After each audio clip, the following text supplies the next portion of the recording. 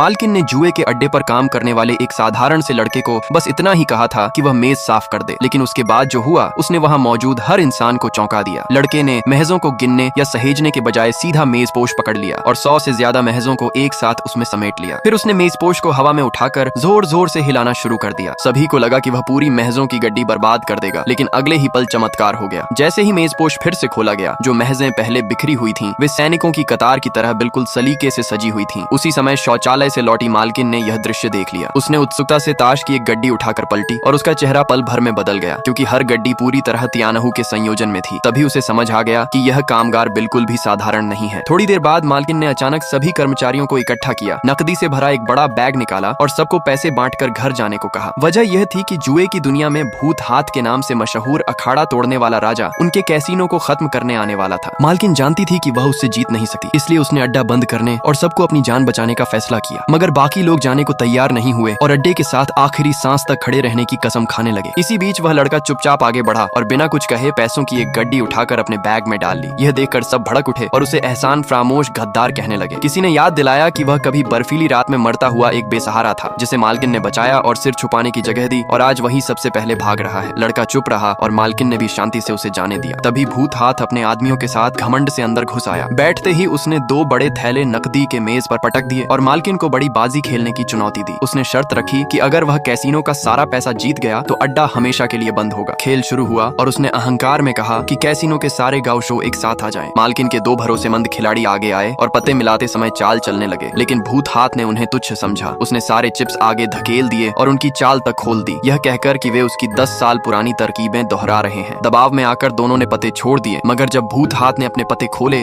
तो वे सिर्फ साधारण निकले और दोनों पछतावे से भर गए। दूसरे दौर में भूत हाथ और भी घमंडी हो गया और बोला कि वह बिना देखे अंत तक खेलेगा। इस बार भाइयों ने बची हुई 70,000 से ज्यादा की रकम दांव पर लगा दी। छोटे भाई ने अंदाजा लगाया कि बड़े भाई के पास 3 के और भूत हाथ के पास 3 इके हैं, इसलिए उसने भाई को हटने को कहा, लेकिन अंत में भूत हाथ के पास सिर्फ जोड़ी निकली और वे फिर हार गए। धोखाधड़ी का आरोप लगा, तलाशी हुई, कुछ न मिला और कैसीनो पूरी तरह लुट गया। फिर भी भूत हाथ नहीं रुका और मालकिन से और भी अपमानजनक शर्त रखने लगा। तभी वही लड़का फिर सामने आया। उसने मेज पर 3,000 रखे और कहा कि कैसीनो का सारा पैसा अभी नहीं हारा है। भूत हाथ हंसा, मगर लड़के ने शांत स्वर में अपनी बाईं हाथ को दांव पर रख दिया। शर्त और भी कठोर हो गई, या उसकी जान या मालकिन को 3 साल साथ रहना होगा।